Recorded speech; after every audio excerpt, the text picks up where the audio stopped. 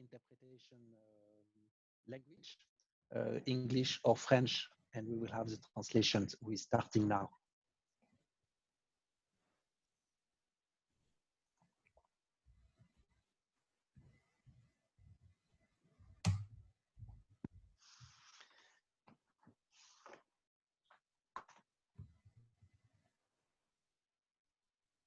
Bien, je vous propose de... So let's do it, let's start. Dear friends, this 11th of June 2020, we should have met in Paris for our traditional meeting, which since the creation of our associations in 1986 always took place in June in Paris. It is sometimes good to try to adapt ourselves, to renew ourselves, to change our habits and customs. As you know, the crisis symbol in Chinese is represented by the challenge, the opportunity, and the challenges ahead. That's why we need to be active, and that's why I am delighted to welcome you here to this webinar. And I would like to thank you for your participation at this meeting. Thank you for being here live or for joining us later on in order to look at this streaming. Since the beginning of this crisis, EAI International tried to keep in touch with everyone, to exchange good practices, experiences, and we did this through 4 Zoom sessions which took place in April. Our regional meeting in Panama was postponed to next year. Same for the Eastern countries meeting for Cyprus. A first webinar organized in Spanish last week was a real success and was animated by the VP and on the exit of this crisis, and we welcomed some Spanish professors. Today we will continue talking about the aftermath of the crisis with Mr. Gilles de Courcel, who answered positively to this invitation, and thank you, sir. Mr. de Courcel will talk about the opportunity to add an additional job to the different possibilities we offer. Mr. Courcel comes from an independent experts and appraisers organization in Paris. He works on different very interesting topic, and I will now give him the floor.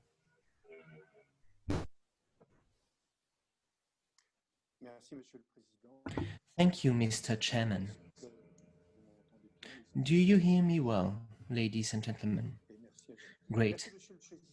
Thank you, Mr. Chairman, for these words, and thank you for giving me this honor to take the floor today in front of the associates of your international network.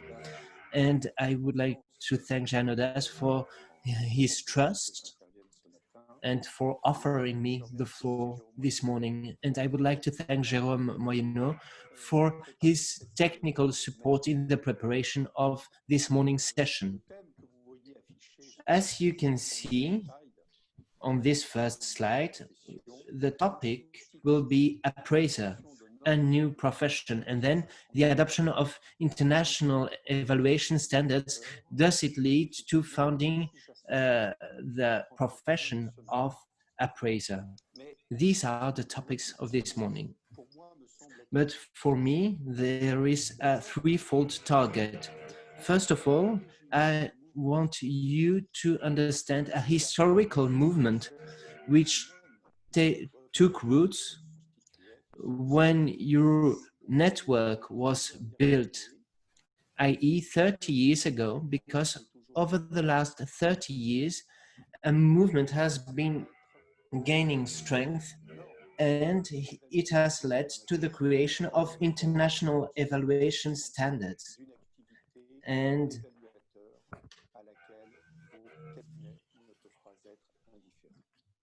You have to bear these evolutions in mind.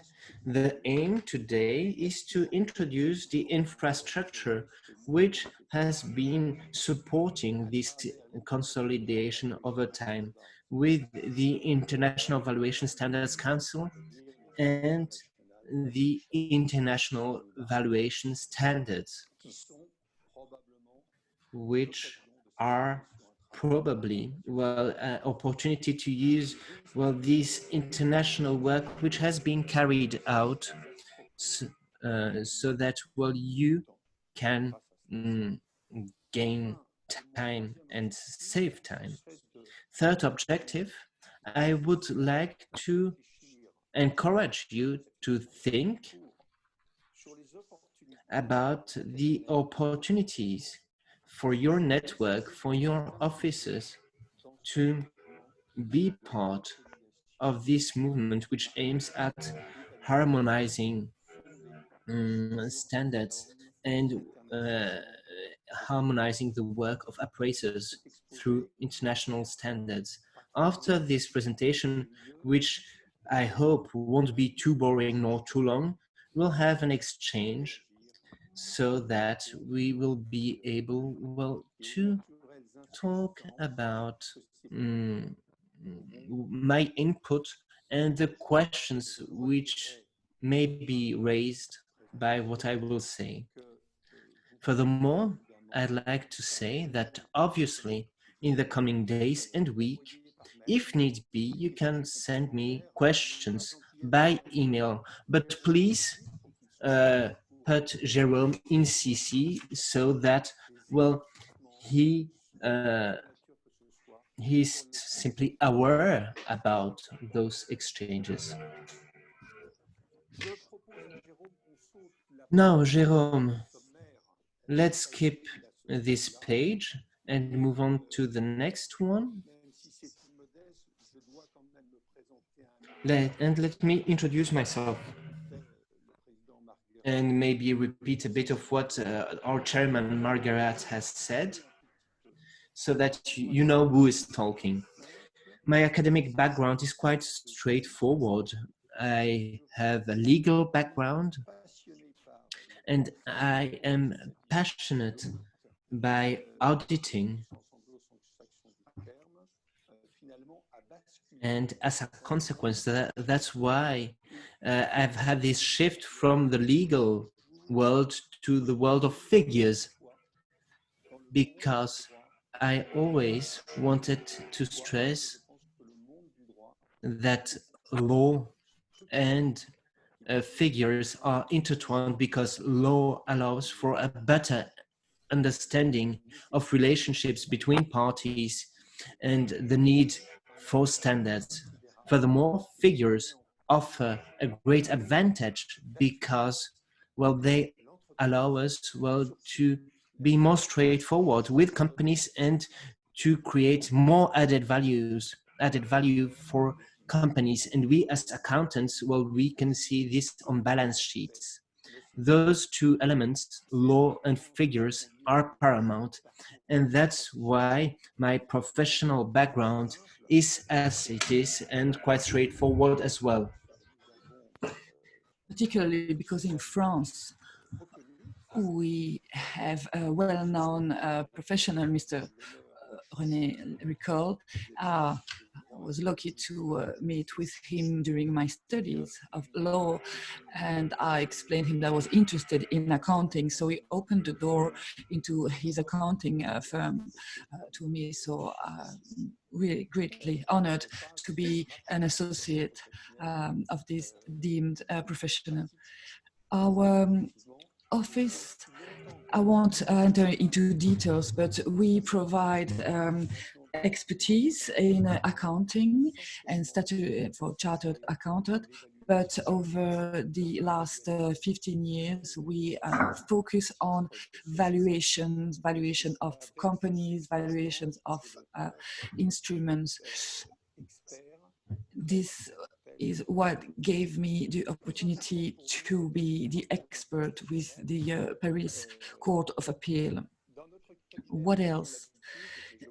In our office, we are used to invest and concentrate a lot of energy with institutions, and this is important from middle to small to middle offices to be involved with institutions so that we don't get overwhelmed by larger structures. So was a member of the Bureau of the National Charters. I know Jordan Odas, who was played an important role in the statutory auditors in France. I'm a member of the experts in law. I have a passion for arbitration and mediation, and especially for you today, I and have the honor of being the president of the EAI International, which I will explain you briefly. And I'm also representing France for the IVAC, the International Valuation Standard Council. So I'll put the hat of the IVAC representative today and will address to you today in this capacity. Jerome, could we have a look at the slide that explains the roles of the Federation, the French Federation of Experts in Valuation? It's quite a young organization founded by Dominique Ledouble.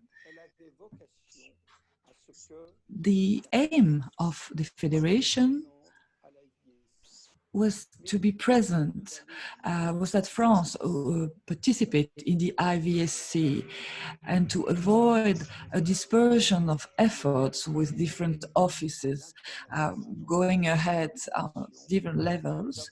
We intended to group them all together, and that was in 2010, 2011. So this is how the Federations of Expert in Valuations was created, to build an institutional associations with memberships of not persons or experts, but the members are institutions, they are entities. So 12 organizations, professional organizations, are members of the French Federation of Experts in Valuation. What might be interesting to note is that our choice from the outset was that we decided to unite experts in finance and accounting on the one hand, and also experts in real estate and property on the other hand. And I think you will understand why this was a thoughtful choice.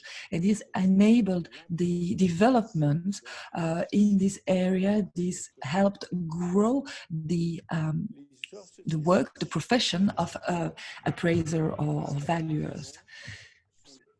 Indeed, the Federation regrouped experts in the area of figures, as I said in my introduction, of experts in finances. For instance, we have the Superior Council of Auditors in France, and we also have an organization for chartered accountant in France. Another member is an organization called La Compagnie des Conseils Experts Financiers. So it's an organization of experts in counseling, in finance. And this organization, since the beginning of the 90s, understood that finance had to be tackled and also valuation, but these topics cannot be understood by a profession individually.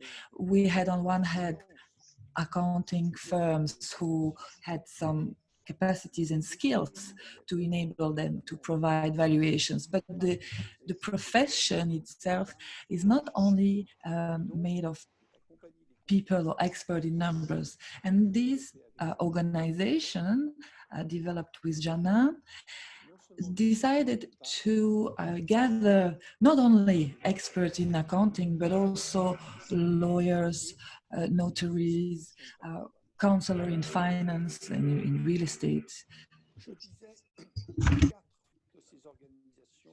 As I said, 4 of these organizations come from finance. 3 are national, and they are the most important professional organizations of real estate in France. So 4 from real estate, 3 which are national. Kay Merriman, Mark Robinson, I'd like to say that we have the honor of having the French chapter of the Ritz. And it is very important to recall these, and I'll dig into details later on. And this British institution is remarkable, but as more often than not when we talk about British organizations, they are really interested in the international development.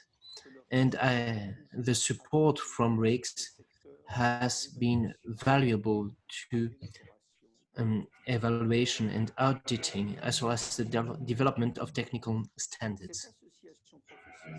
This professional association has one clear aim. First of all, to represent internationally French experts in valuation and with the IVST. And I would like to stress this international representation of French evaluation experts, because we have observed that the French find it hard to have a strong position vis-à-vis international organizations, institutions, and this more probably than not because they thought that French should be a universal language. But the thing is that people tend to speak more English than French. French is a very nice language, but the French are shy.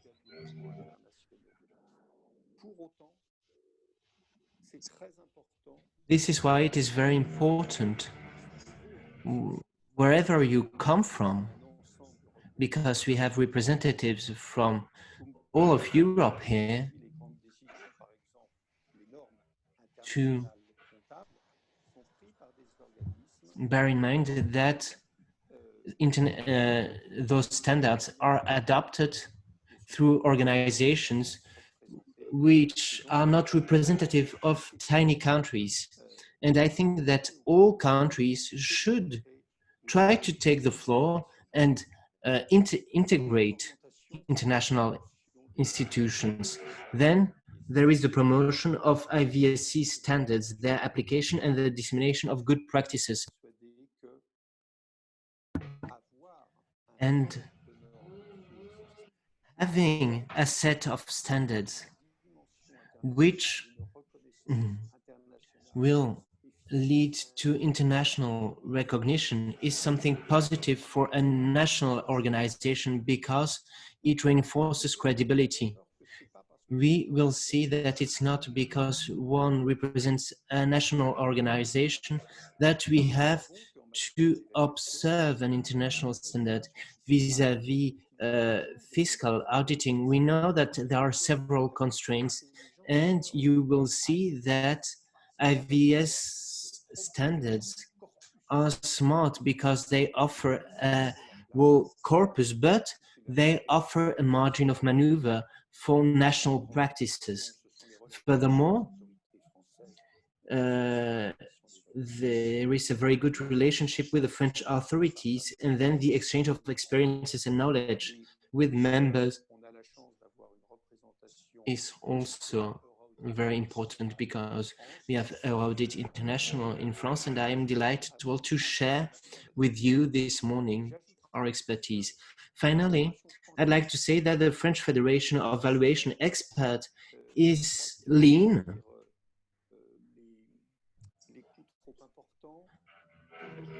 and it avoids costs and fees which are too high, because all our offices know that fees are too high everywhere, and we've been able to manage things in a very lean way without too much red tape. And we have a part-time delegate general and shared costs. Furthermore, our organization relies on an intellectual involvement of member organizations. And as you all know, because, well, you are from an international organization, travel costs are very high and they can lead to problems, even though, well, today with lockdown, travel has been put on hold. And even though we are an institutional organization, all people who are committed vis-à-vis our organization will find this interesting, and people bear their own costs for traveling.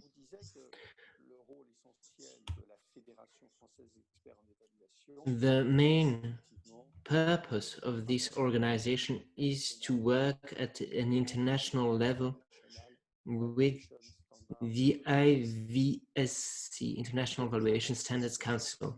Let me now talk about this organization. This organization is powerful today. The IVSC is made out of over 130 members coming from everywhere. We have professional organizations, we have national institutions, and economic institutions. What are the professional organizations which are part of this network? Well, organizations of appraisers for company auditing, for real estate, for financial instruments. These professional organizations sometimes only focus on one activity, company auditing, or several domains such as business valuation and real estate. Furthermore, there are national institutions. What are national institutions?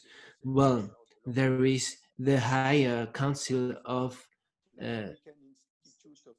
accountants. We have the American Institution of CPAs, which, well, is member of IVSC as national institution. We in France, we preferred to federate those national institutions so that they are represented by only one body, and as a consequence they need to talk with one voice, and this is not easy at all, obviously, because in France making all these national institutions agree with each other is not easy at all. Then we have the academic institutions, i.e. universities or organizations which work closely with universities. For example, in Italy, Mr. Adriano Concellani may know Mauro Robini, who is a professor in finance from the University of Bocconi, a prestigious university in Milano, and he is president of the Italian Association of Auditors. And this is a very important academic institution which, through Bocconi, well, decided to be part of IVSC. All of this to, well, help you understand how nourishing our exchanges can be, because, well, we exchange with over 130 members who come from very different backgrounds. Those members come from over 65 different countries. As a consequence, In several countries, we have at least 2 members or more. Why? Well, because some organizations represent one activity, real estate, let's say, or business valuation. Secondly, because one can have in from one country only, well, national institutions, academic institutions, and professional organizations. We have 20 members coming from Asia Pacific, China, Singapore, Indonesia. We have 27 members coming from Europe.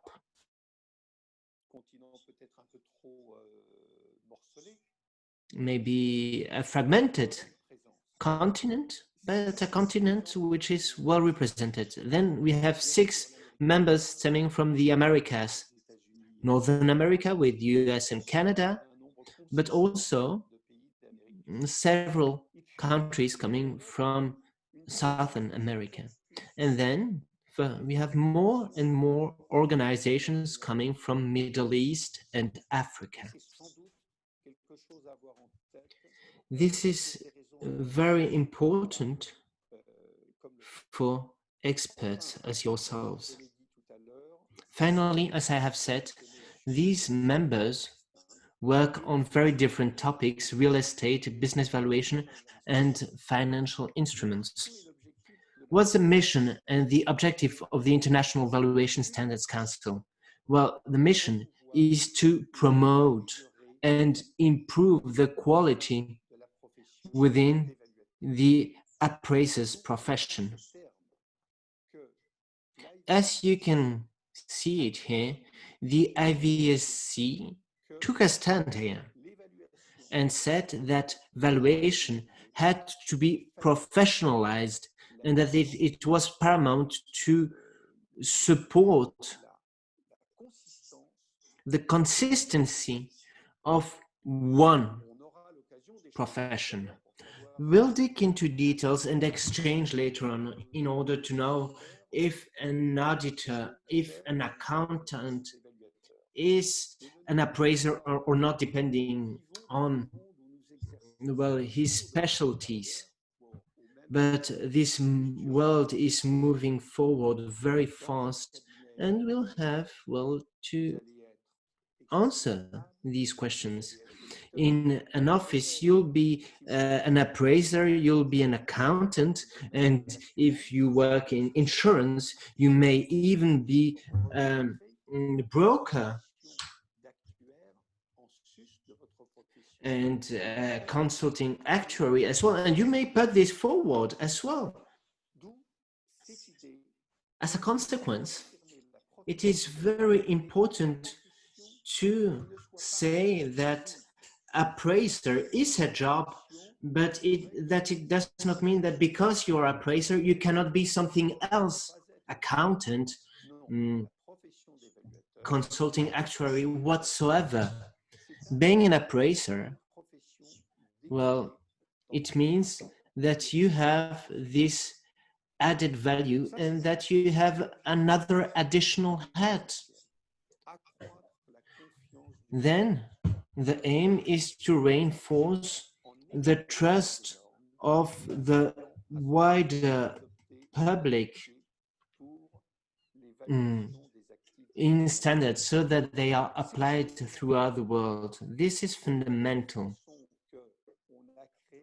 We created the IFRS so that users of balance sheet which will share a common language.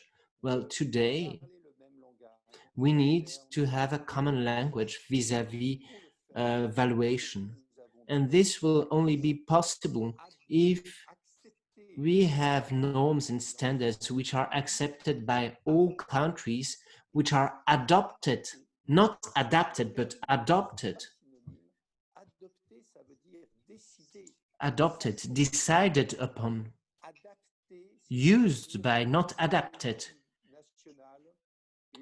Adapted, well, to a national framework with an additional layer And we think that international standards should be umbrella standards because, well, they are not that technical in the end. They just rely on good judgment. And finally, those international standards must be applied throughout the world. In a nutshell, how does it work governance-wise?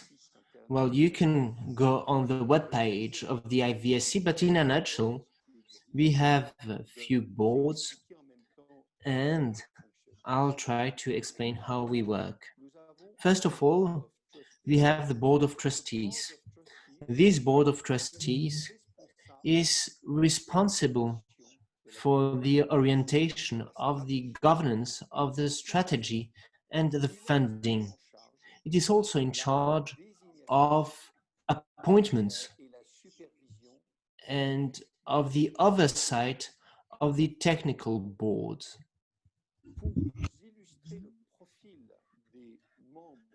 As an example of the type of profile of members of the Board of Trustees, we, as member of the IVSC, wanted that there are valuers. For instance, the three successive chairmen that I have known since I've been working with IVSC. The first is French. His name is Michel Prada. He was the chair of the Authority of Financial Markets, that is the Council for the Value of the Stock Markets in France. Also, he was the chairman of IOSCO, International Organization for Values. So Michel Prada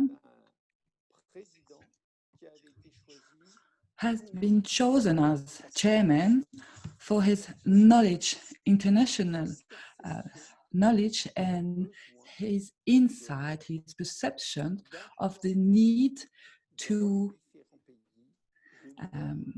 implement in the different countries comparable criteria so that we can compare financial instruments from one country to another, real estate. So Michel Prada is not a valuer, not a surveyor, but he's an expert here to ensure that we build in trust in markets. He is an expert in the integrity of markets.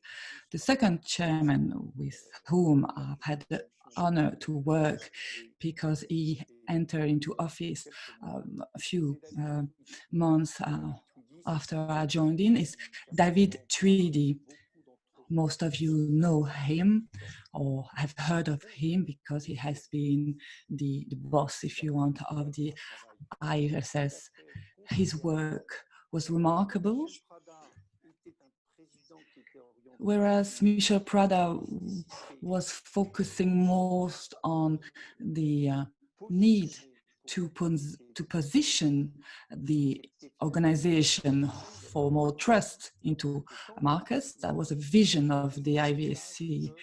Then David Tweedy shared the message that to be a standard setter, to be a valuer, that entails a specific work requiring a specific organization. And so his experience at the international level as the pilot of the ISB, his experience was most useful during the years when we restructured the IVSC into what it has become today. And lastly, our last, so far, chairman of the Board of Trustees, we mentioned the crisis earlier, dear chairman. Well, Alistair Darling, he has been the chancellor of the government between 2007 and 2010, and it is on purpose that his nomination has been put forward.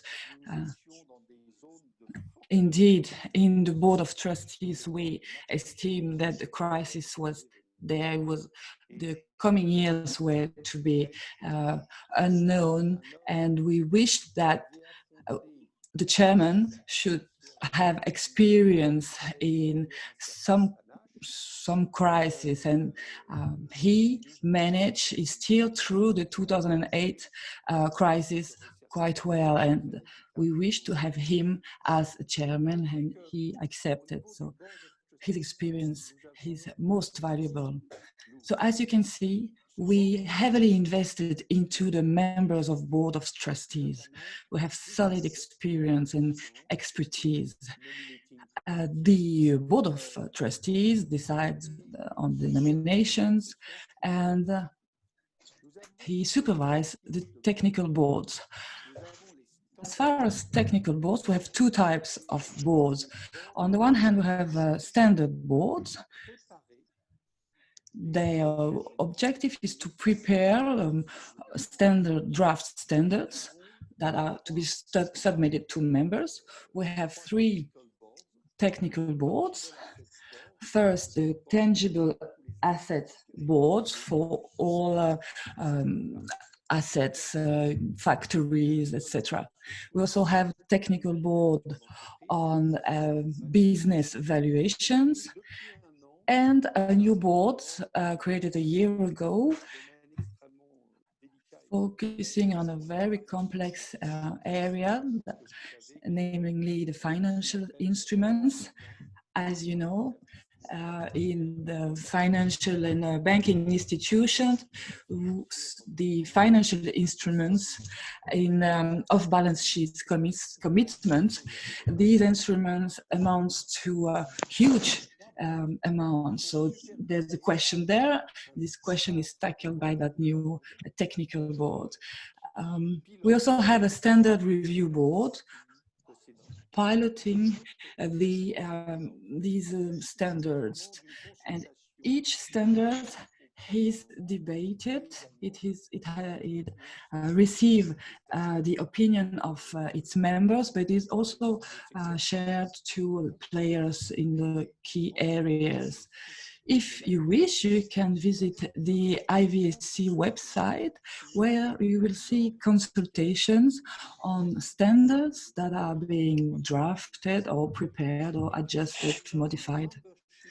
We also have a membership and standards recognition board. Its role is to determine how the IVS will be recognized worldwide. It appraises and determines the definition and also the membership criteria. It undertakes a review of membership criteria.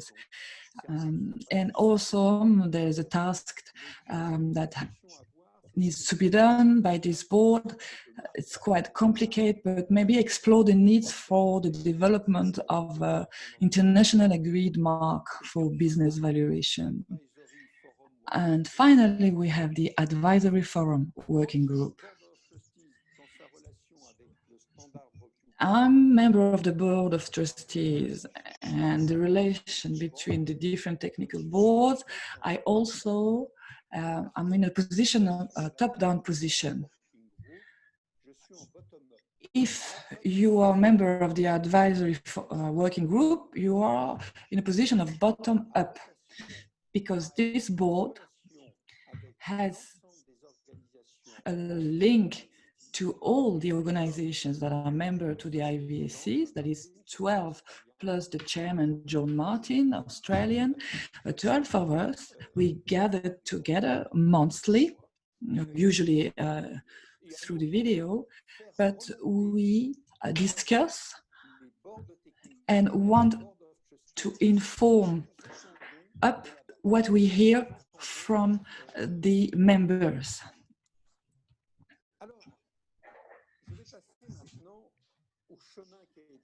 Let me talk to you about the history, the path that we have been able to cross. Your president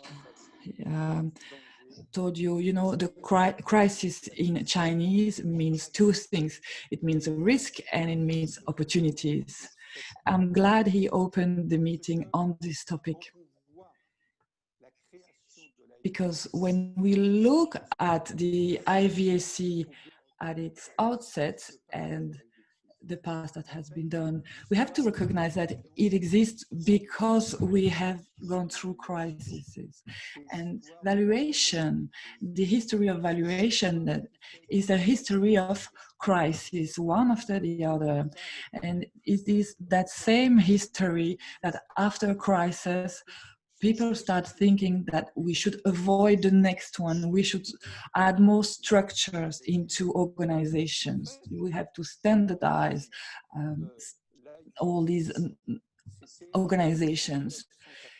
And so the creation of the IVAC started in 1981. Appraisers in the real estate, mainly. The RISC, the Royal Institute of Chartered Surveyors, the UK organization mentioned earlier, was the key player in this area. First, because real estate valuation is at the core of risk, and secondly, because it has also always been very strong international position. But also investors in the US and Canada and in Australia, there was an interest because we saw the emergence of investment structures in real estate, investing across several countries, several continents. And they were not comfortable with when valuation were presented to them. Criteria differs whether you were in the US or in UK or Australia or Canada or anywhere else in the world. Hence the idea that we need to start thinking of international standard setting. But the trigger, the real trigger of all this has been the crisis of saving and loans in the US in the middle of 85, 86. That's where the network started, but also in the US, it means that huge losses in value, because at that time, over 1,000 saving and loans bailout failed. So the bailout bill in 1989 was intended to inject hundreds of thousands of billions of US into savings and loans in order to rescue the real estate markets and all its players. And that generated something else. The thought that why did this crisis appear? Well, very simply, in the UK and in the US, particularly in the US, when you want to invest into real estate, it can be your home or your apartment. You know, the residential real estate is the most common property bought. Well, you have to take out a loan. Only a few people can afford to pay cash their house. So most people will take up a loan. And then you have to present a valuation. But when this crisis appeared in the middle of the 80s, we recognized that these valuations presented to underpin those loans were really inconsistent or very lightly done. Hence the decision by the American Congress to create the Appraisal Foundation, TAF. This is the organization in Washington, headquarters in Washington, and very commonly we meet there in their office. but that was created by a request, on the request of Congress. And they had to create the very first standards in valuation in the area of real estate and loans.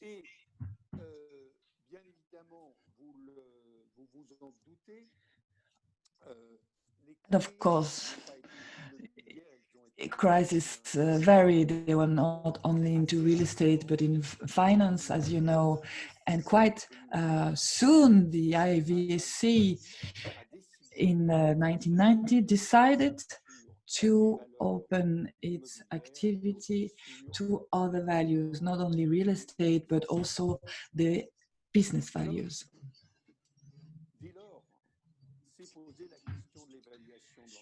Hence, the next question, how do we value businesses? And you understand why we choose as the board of trustees, was we choose Michel Prada as a chairman. You can see that in this area, in the 2000 different crises, 2000, 2008, business values, in theory, they are well represented by markets, but in practice, these valuations were done quite lightly. And we also mentioned the crisis in 2008. It was important to have a mark to market. It was important that the value in the balance sheet was the market value. And what do we do when the market crashes? Do we need to depreciate all assets of every businesses? Apparently not. And so this is why we have to come with an other approach to valuing something else than market value. And we needed to invent new criteria to value businesses. So yes, the crisis in 1987 and the following one in 2008 added to that the questioning followed by the agreement, the Basel Agreement. This all led to, as I told you, our decision to ask Michel Prada, given his expertise into markets, we asked him to chair the IVSC, which is indeed a great honor for us to see Michel Prada entering into this position. And it was his idea. That's what he said. Well, I laid the stone, but now we need an expert into unfolding it into our groundwork, so that we become a standard setter. And very intelligently, Michel Prada suggested to the board of trustees that David Tweedy be his successor as a chairman.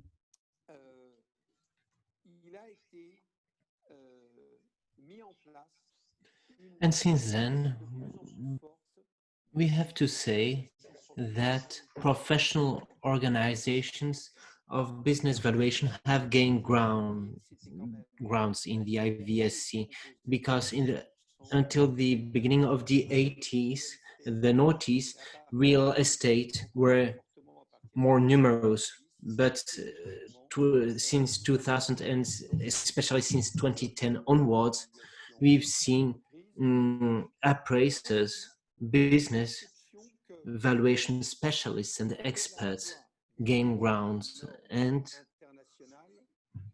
all of this stresses the fact that we need to develop international standards, but also bottom up locally. And that's why it is important to promote the creation of VPOs, valuation profession organizations, which can, well, host appraisers and support them in their work. That's why the IVSC publicated a brochure in 2013, a brochure copied from the IFAC for professional accountancy bodies, a brochure which explained the establishment and the development of valuation professional organization. Because on slide 9, you should have, well, the general principles. Yes, thank you. As you can see, those general principles are based on a high level of professionalism in the application of standards, and they should be a fundamental element of the financial system. This means that the financial system should not only be about exchanges. The exchanges should be organized around standards in order to ensure that, and David Tweedy says about this, that, well, appraisers were cowboys.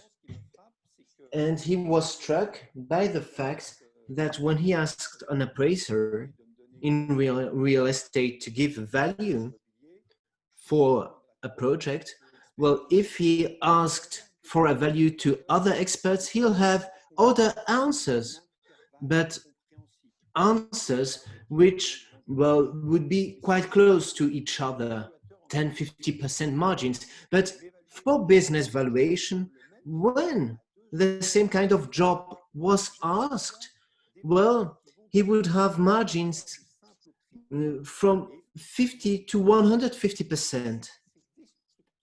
And this is very bad for the integrity of markets. Then the IVSC understand that financial markets and other markets make extensive use of standards and rely on valuations. Nowadays, you know that the intangibles represent between 30% to 50% of the value on stock markets.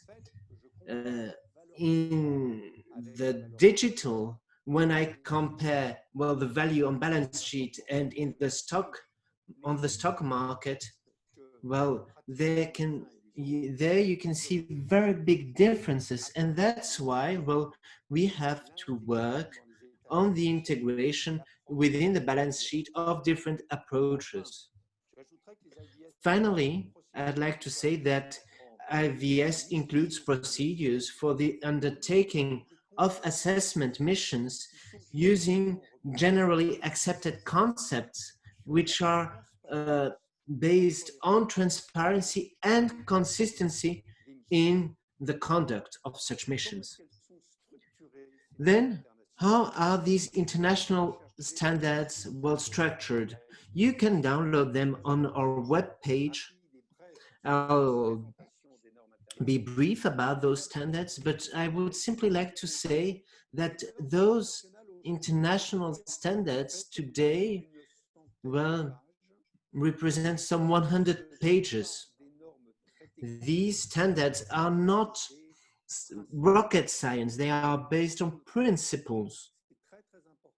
It is very important to bear this in mind, because our two fundamentals are based on principles first, and then the importance of professional good judgment. Oh, sorry about that. Do you hear me? Yes, okay, good. Anyway,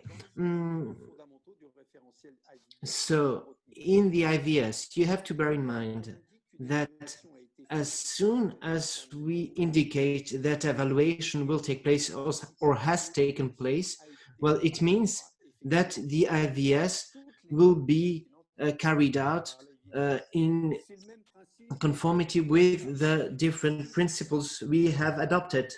Same as for accounting, and if you use the US GAAP or IFRS standards, well, you have to use all of these standards. You cannot pick and choose. You have to take all these standards and apply them. Same story here, because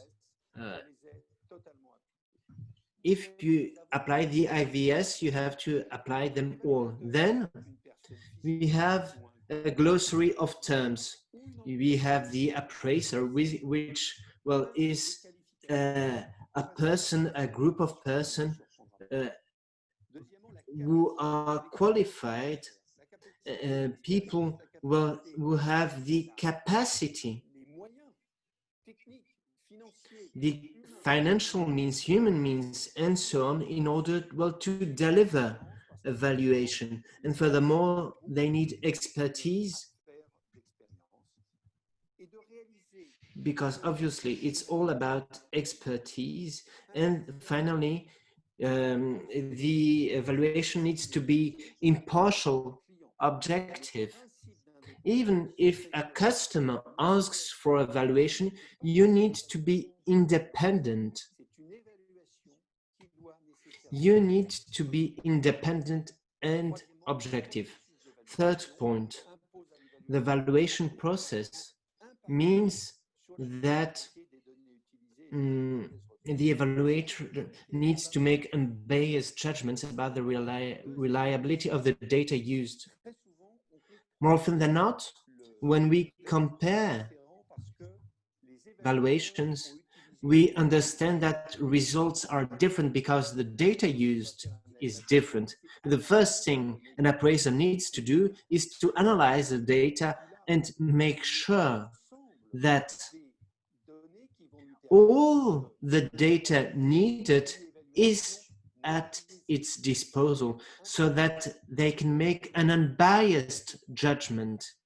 An appraiser cannot make an evaluation only by using the data offered by the client, knowing that the client is not offering the whole picture and the data which could have a negative impact on this process.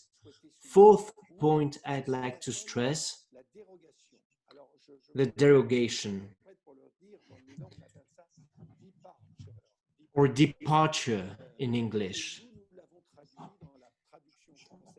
In French, dérogation, in English, departure. What does it mean? Well, it means that if some legal proceedings or elements stemming from a contract must be respected, and they go against the IVS, well, we have to make do. And with the IVS, it is possible to make a report if we precise that we have had to depart from our standards to take into account a specific legal framework or an established contract. A contract between two parties who convened on a transaction and who said that in case, well, of split up, well, several principles had to be adopted, and that they wanted, well, this to be taken into account. It is possible, let me repeat it, to take these departures into account with the IVS in order, well, to have a proper valuation. So beyond those general principles and this framework, I have these details, but I won't dig into details. Jérôme, could you go back on slide 10? Slide 10. Just wanted to tell you that you can, well, download all of this on our website. We have the glossary so that everyone speaks a common tongue. Then we have the IVS repositories, the general standards, and the asset standards. And let me recall that we review these standards every 2 years. This means that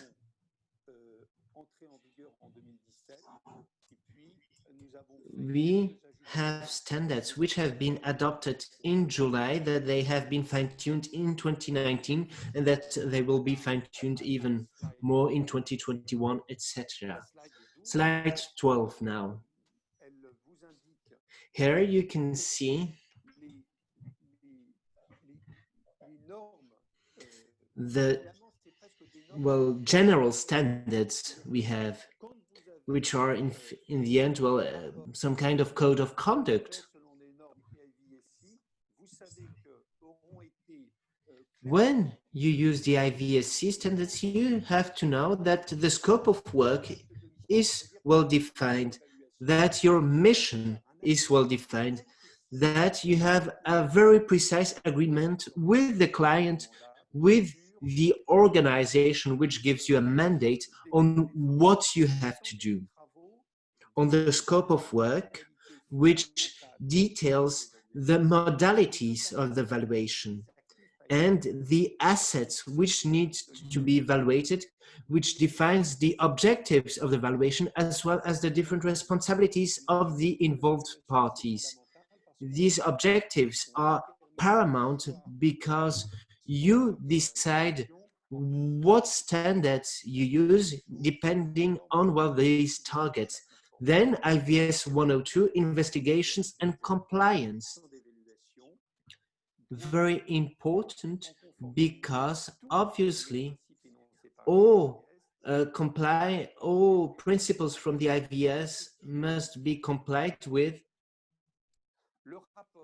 Then the report IVS 103 is paramount.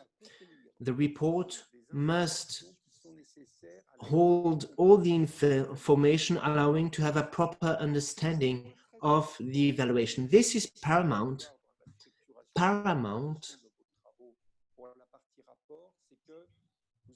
because today we see that there are more and more reports which are in the end a PowerPoint, and you have many details on these PowerPoints, but you do not really understand where all the details come from. And the modus operandi is not detailed either in these PowerPoints.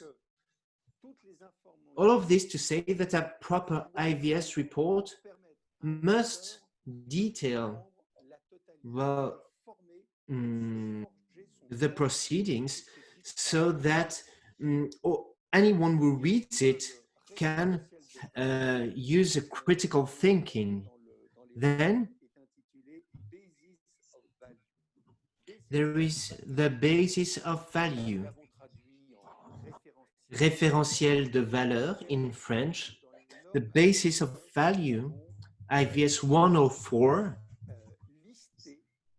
lists just the basis of values.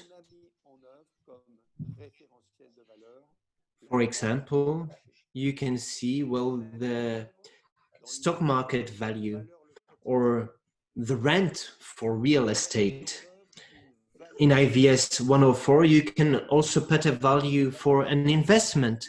Also, the synergic value, which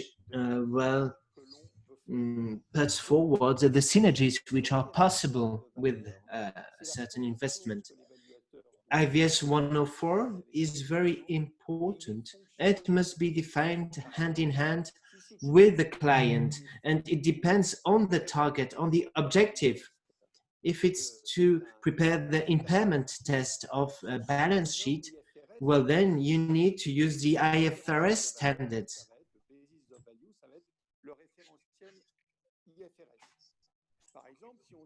If you apply the stock market value, then you need to recall the value of the definition of the stock market value, which you all know,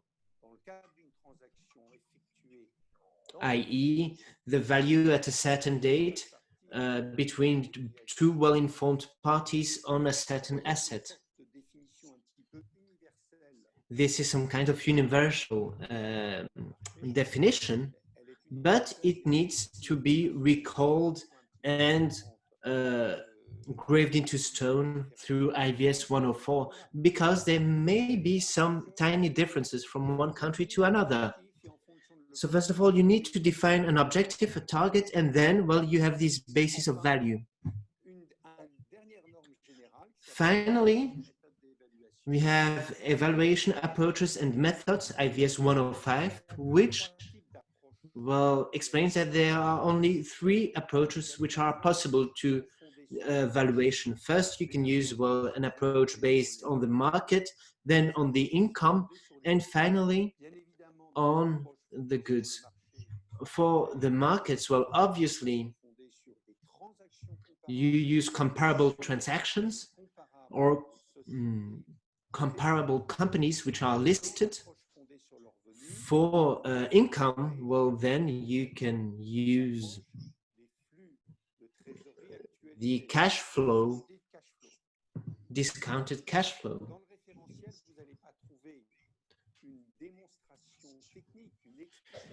The idea is not to have technical details of how doing this, how defining those figures. That's not up to the IVS, it's up to technical organizations. But we just want to precise what we are using, which methods are used, what they are and what they are not. Beyond those general standards, which are paramount, well, you have on slide 13 the asset standards.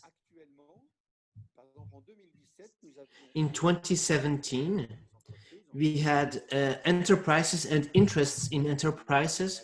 This is related to business valuation, obviously.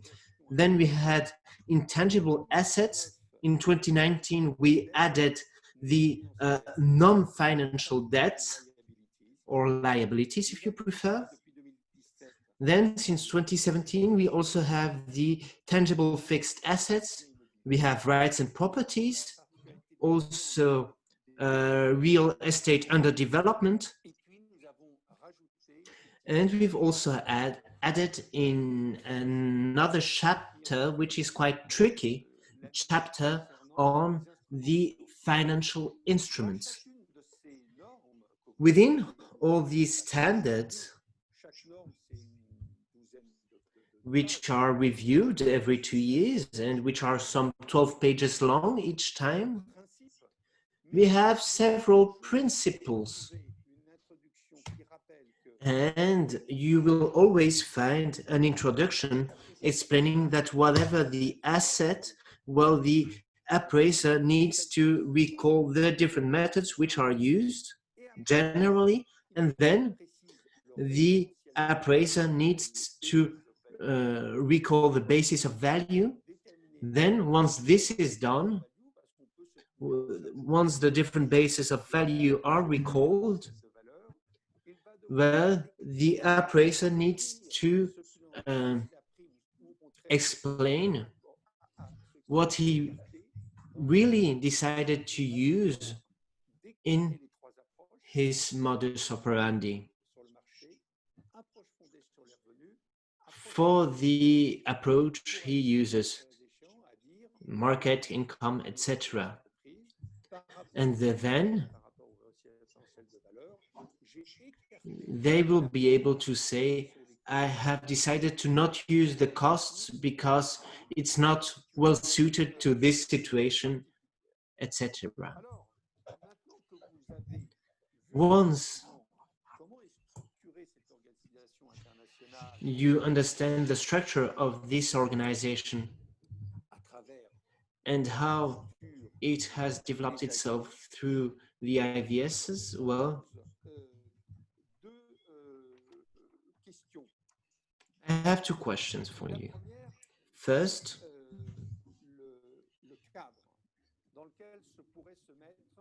my first question relates to the framework within the profession of appraiser would evolve.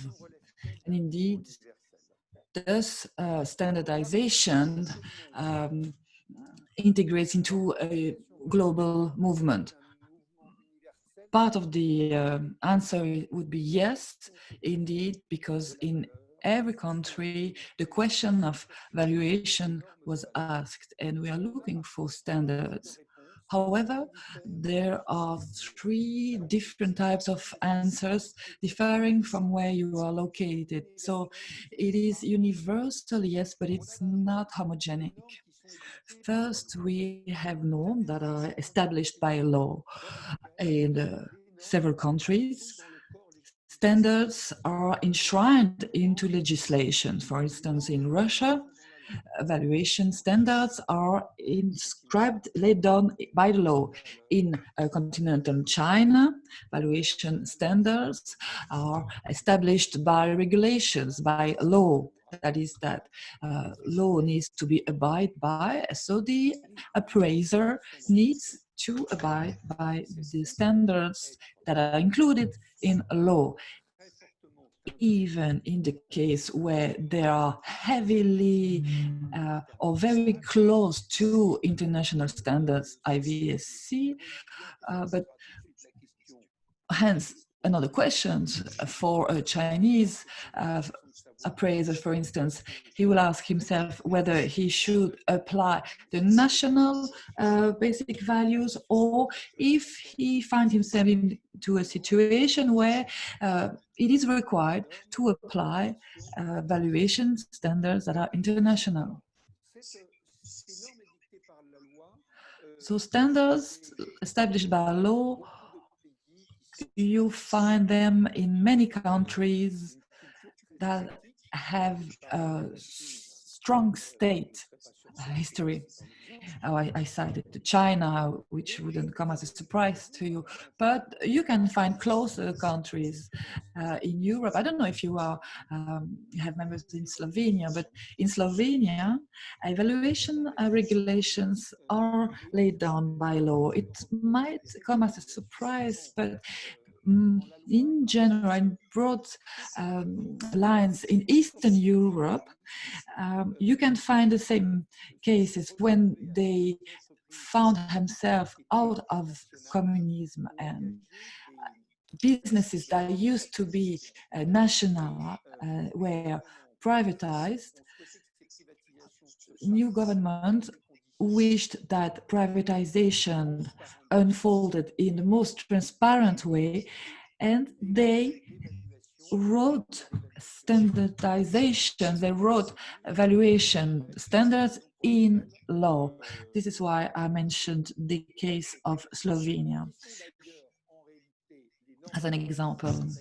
So it is in their national law, but they are in compliance with the IVS.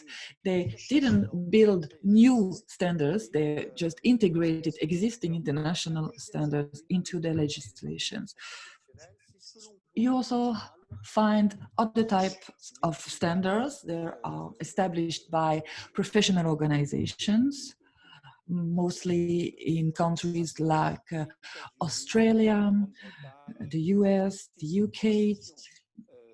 This is a tradition over there that professional organizations set out rules. Again, the RICS, the Royal Institute of Chartered Surveyors, they have always set standards. Of course, there is a debate, discussions with the public sector, but it comes to the organization to set the standards. And then you have a third category of countries where there is no standards. For instance, in France, a country that I know well, we don't have standardizations for business.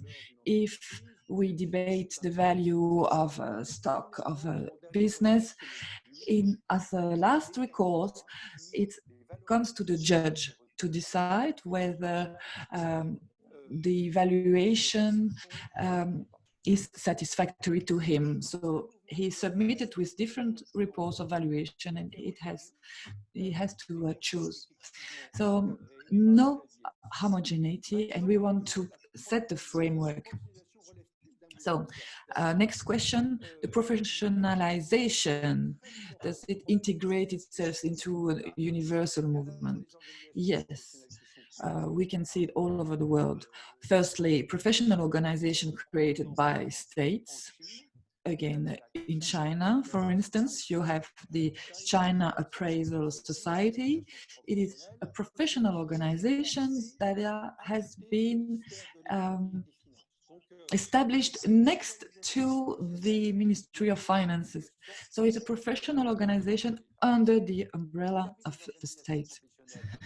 Then you have professional organization created by key players, where you find experts in valuation coming from different backgrounds. For instance, in business, you find former brokers, stockbrokers, experts in transactions, sales.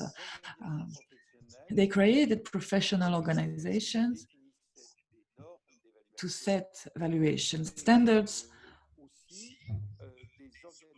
but you can also find professional organizations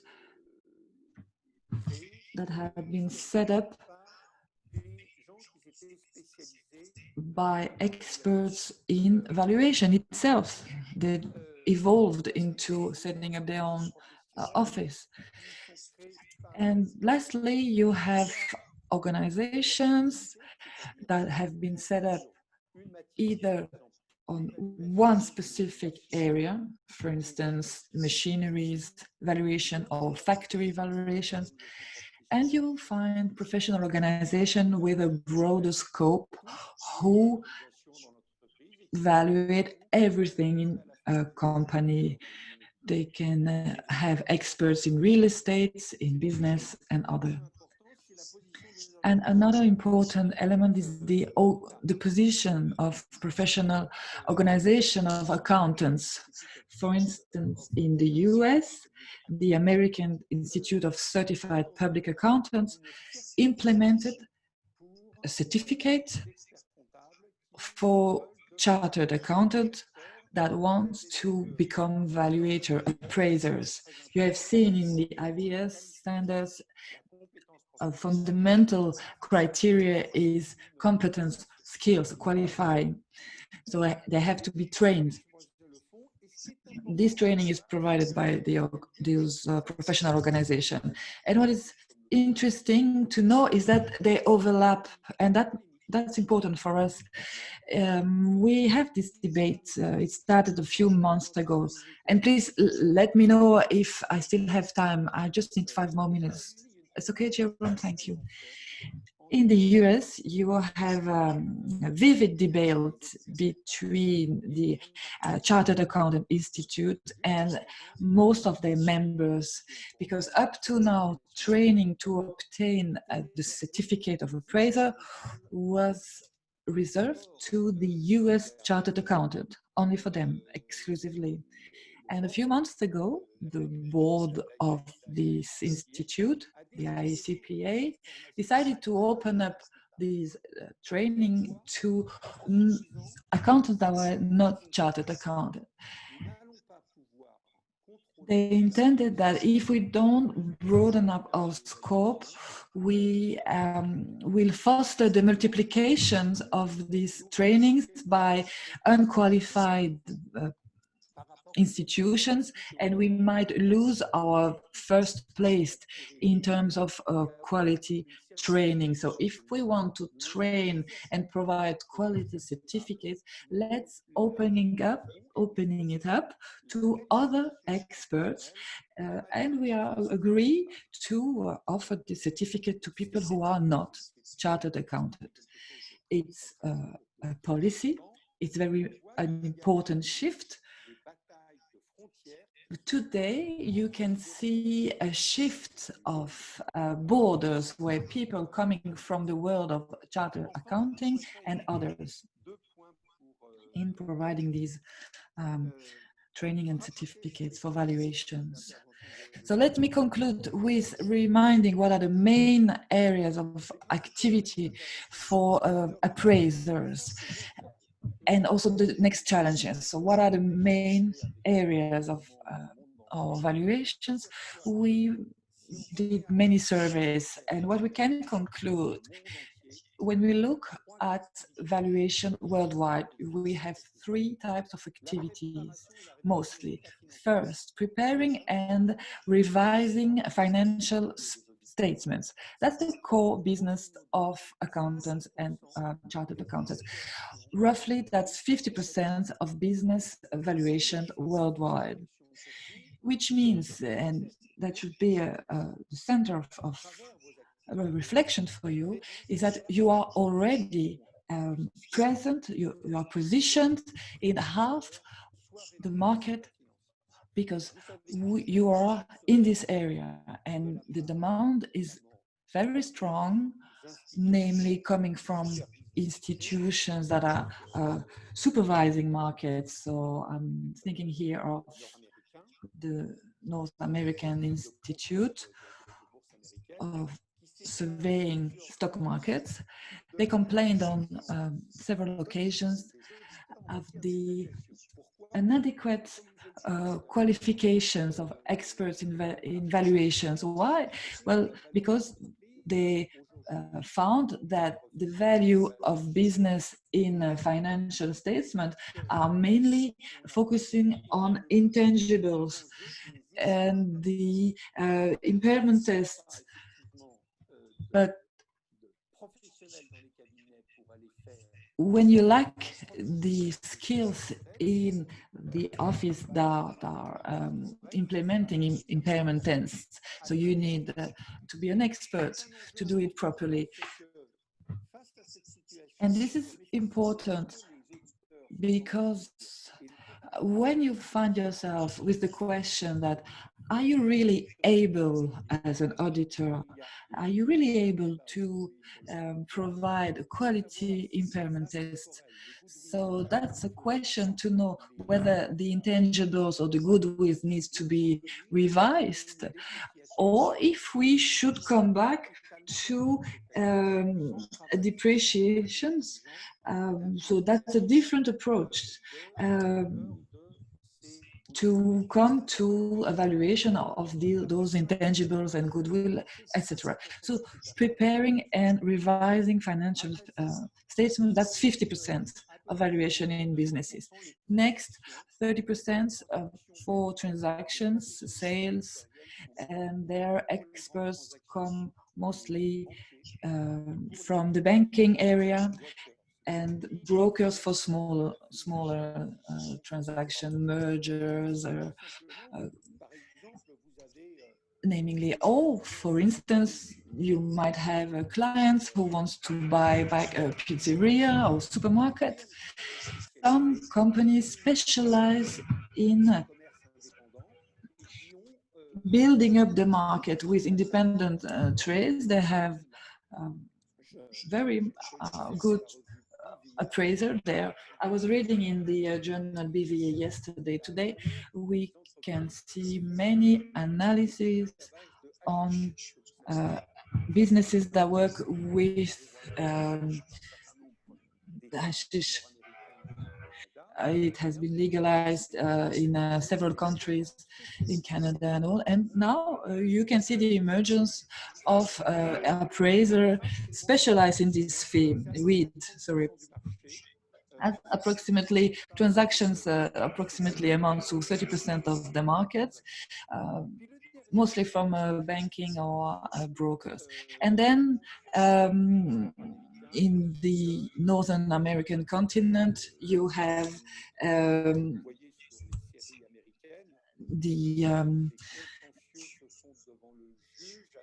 the judges, the procedures when you come to court, and evaluator come in as an expert witness. For instance, if somebody dies or they claim, so each parties come to court with an expert, and then you can see it mostly in the US, in this area related to courts and suits. Lastly, last question, main challenges for independent accounting firms. The main challenge is to be overwhelmed by the big four. Well, I've worked, I have many friends who worked with the big four. I'm just thinking for the market. And this is striking. If you look at the IVSC, our annual budget is about 1.2 million of pounds. The memberships comes about 300,000 pounds. The rest comes from sponsors. Among these sponsors are the big four. So they come with money, and as a consequence, they receive easier than other firms positions in technical boards. Being present there, they explain to the client that they are standard setters, that they write standards, hence they are more qualified than other firms to provide a judgment on the valuation of their clients' assets. And this reasoning is very risky. That's a danger in terms of integrity of an international organization. So luckily, we have a board that took some distance from that, because when I came into the IVSC, 3 out of 5 members of the board, in 3 out of 5, you had one member coming from these big four. Thank God, we have always had as members organizations that are transversals. I think about of the RICS, but the mere presence of private interest of those big four in boards is something that is very present and that raises questions for independent firms. Secondly, we have observed second-tier offices which have grown. Video, Grant Thornton, Mazar are gaining grounds, and we have decided to sponsor, and they have decided to sponsor Finance IVS, and they have decided with Deloitte, with the Big Four and Mazar for second tier, to say, well, now, from now on, we will apply the IVSCs, and as a consequence, well, they are trying to penetrate technical boards. As I have said, we have a guarantee. The technical boards are appointed with the board of trustees, but the second tier are now able to provide full-time working people, and this, well, will be problematic for smaller networks. And I'd say that I have the feeling that the 6, 7, or 8 biggest networks worldwide are trying to pull all the strings of the IVSC. And finally, last point, I personally, I'm convinced by the fact that in an office adopting the IVS, having an associate working on this is an opportunity for business development, for the valuation work, but also for preparation and reviewing of balance sheets, because you will develop competences internally, and furthermore, this will make your office more attractive, because we have observed it is sometimes difficult to attract youngsters, because more often than not, well, this is considered a bit old-fashioned, boring. And youngsters are paying attention to all of this and are delighted by the fact that they can say, well, I'm working on evaluation. This is glamour for boys and girls. And furthermore, we have an opportunity here, well, to position this job. And since you are an international network, since you have youngsters who want to work in this nationally, but also internationally, and have an exchange of views, well, there are very nice opportunities here. Sorry for taking so much time, but I'm passionate about this topic and really wanted to dig into details. If you have questions, well, I'd be delighted to try to provide answers. And don't forget that my email is on the last page of this presentation. So just drop me a line if you want, and don't hesitate to put Jérôme in CC. I didn't ask him if he accepted it, but I guess he'll accept. And since I'm just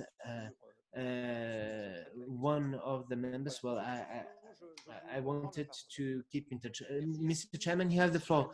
Thank you, Mr. de Courcel. Thank you for this presentation. Indeed, we've seen you're passionate about this, and thank you for sharing this passion. Jérôme, you can now stop sharing the screen so that we can see all the faces together on one screen.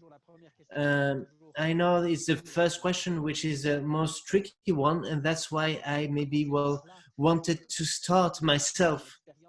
We know through practice and experience that a company can, well, have different values depending on, well, if you are a buyer or a seller. A seller will always want the lowest, etc.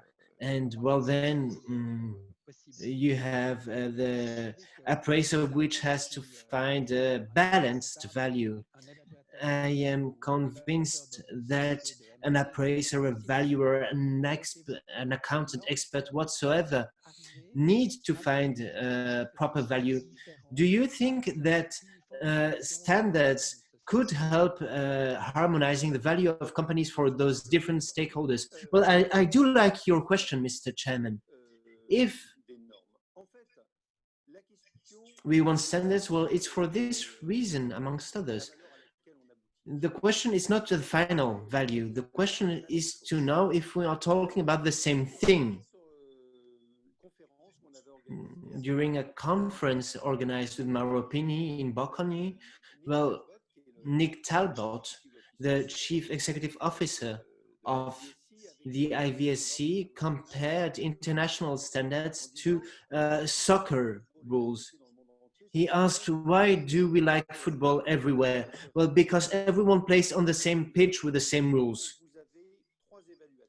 Bearing this in mind, if you have three appraisers who use the same rules, who need to introduce targets within their reports, the data they have used, and the methods they used, well, we will be able to not have the same result, but understand why there are tiny differences between these results.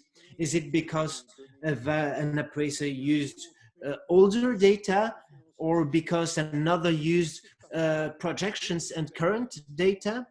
Is it because the budget sheets were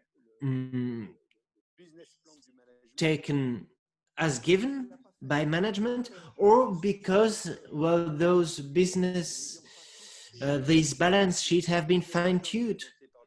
Same with the business plans and the risks which are taken into account. If you have a risk margin of 2 or 3%, well, obviously, this will lead to major differences. So, Mr. Chairman, the idea here is that whatever the value, well, the person reading the report needs to understand why there are differences. And this is only possible if information is well shared.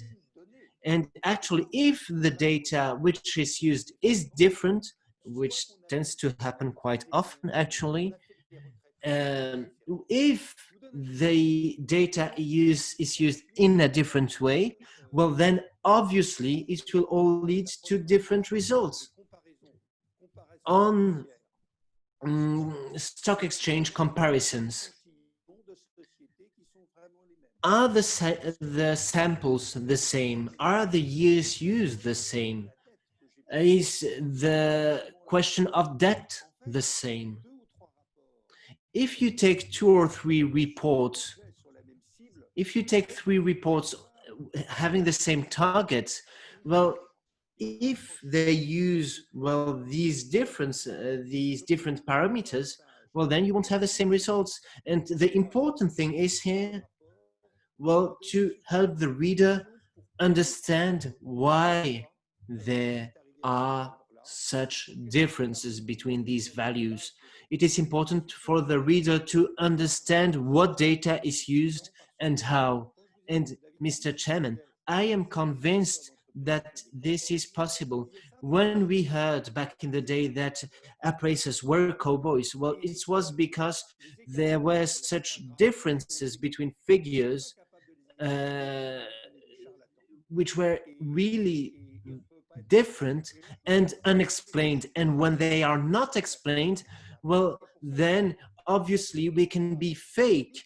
And I, as a professional in accounting, as an expert in legal questions, well, I think it is very important to bear the legal framework and the figures in mind when we talk about appraising and valuation.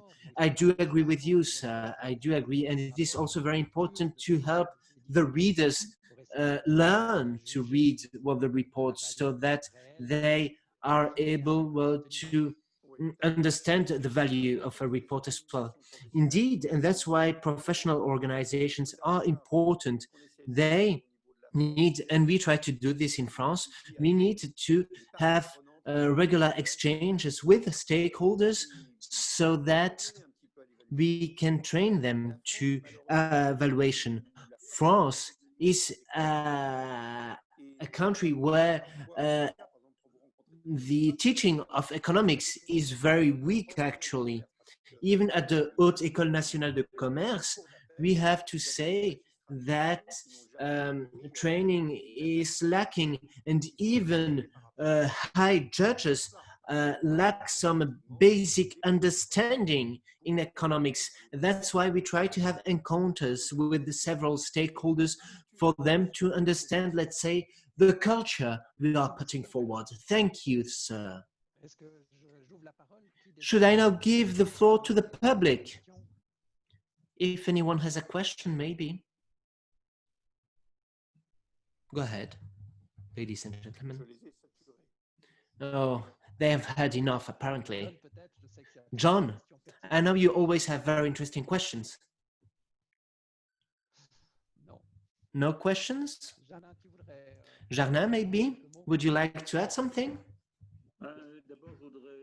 Well, first of all, I would like to congratulate Gilles because it has been really interesting to listen to him.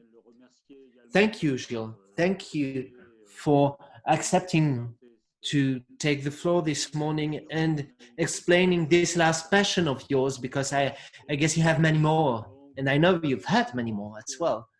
I think that this opportunity should be seized, that this new way of working in valuation should be put forward. Things are organizing themselves internationally, and as a consequence, accountants need, well, to have a strong position. And same for auditing and evaluation. We need to work together, hand in hand, to, well, avoid the big fours or and an opposition between, well, the giants and the small freelancers. I think it is very important, well, to open our eyes, and that's also why I asked Gilles, well, to give this presentation on the evolutions of the market. Well, thank you. Well, if the floor has any question, go ahead, Emily. Your microphone, Emily. Yes. Hi, Mr. de Courcel. Thank you for taking the floor. I thought this has been very interesting. I just wanted to talk about some worries.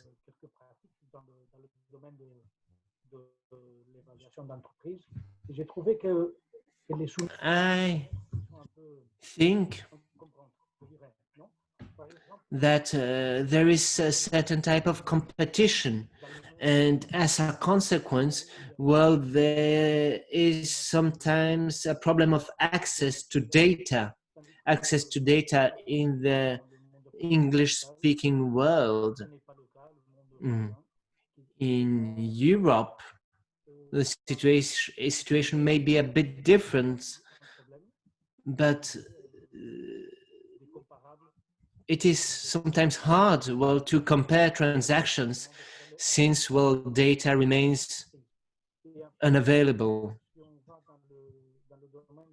Then, on the cash flow, customers are more often than not saddened by the fact that our techniques are, how shall I put it, limited to the fact that the final value depends on the residual value. It is hard to make clients understand our toolbox in the end. What do you think about that? Let me bounce back on those 2 points you just mentioned. First, data availability. Well, I talked about the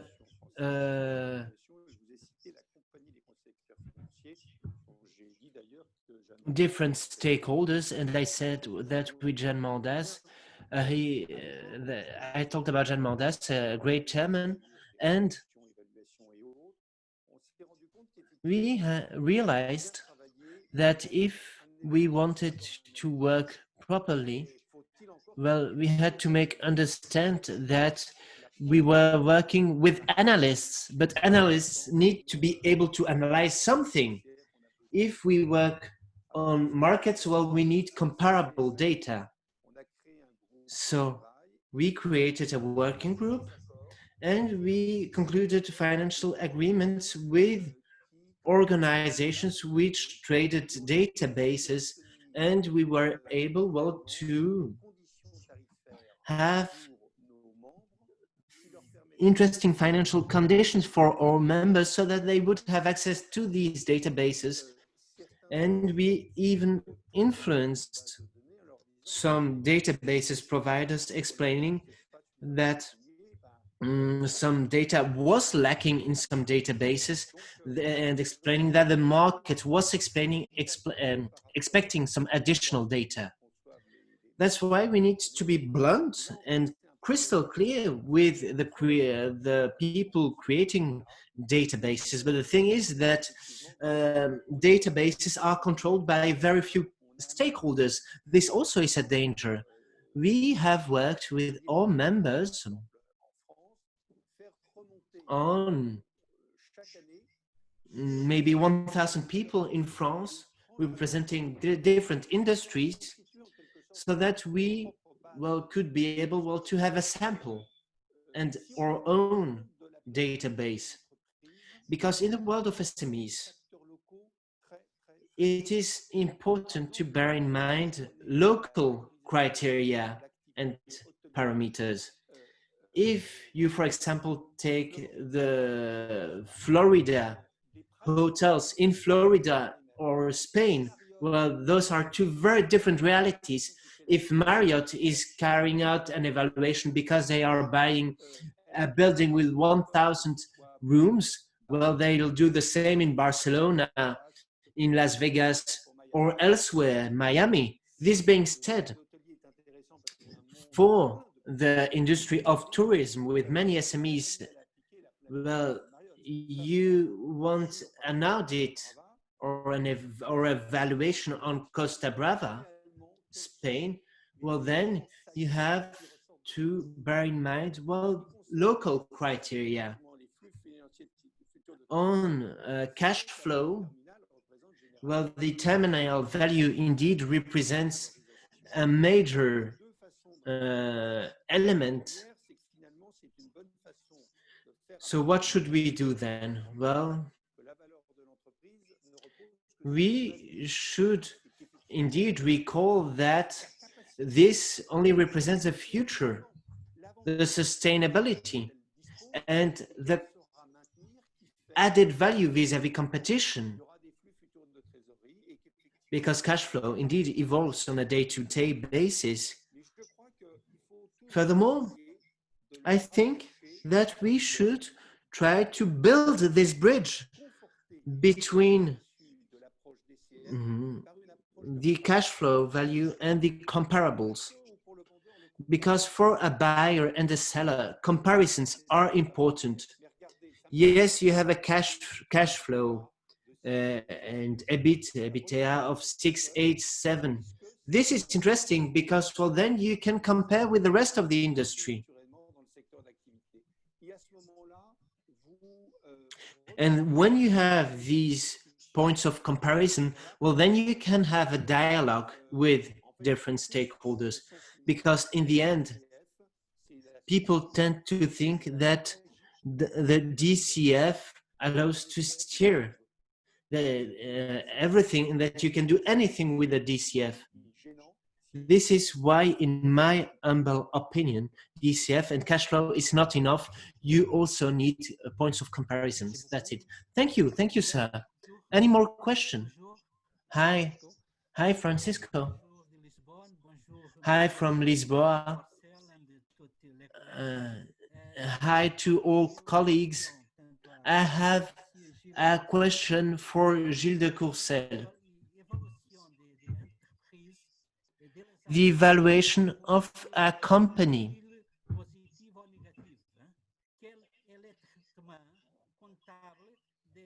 How should it be treated from the point of view of an accountant with a goodwill? Mr. de Courcel, your microphone, you are muted. Mr. de Courcel, you are muted. I don't know if you understood me, said Francisco. Could you please repeat the end of your question, please? About goodwill or badwill, I didn't quite understand. What's the accounting treatment? What's the important value of a positive goodwill or negative goodwill in accounting, if you see what I mean?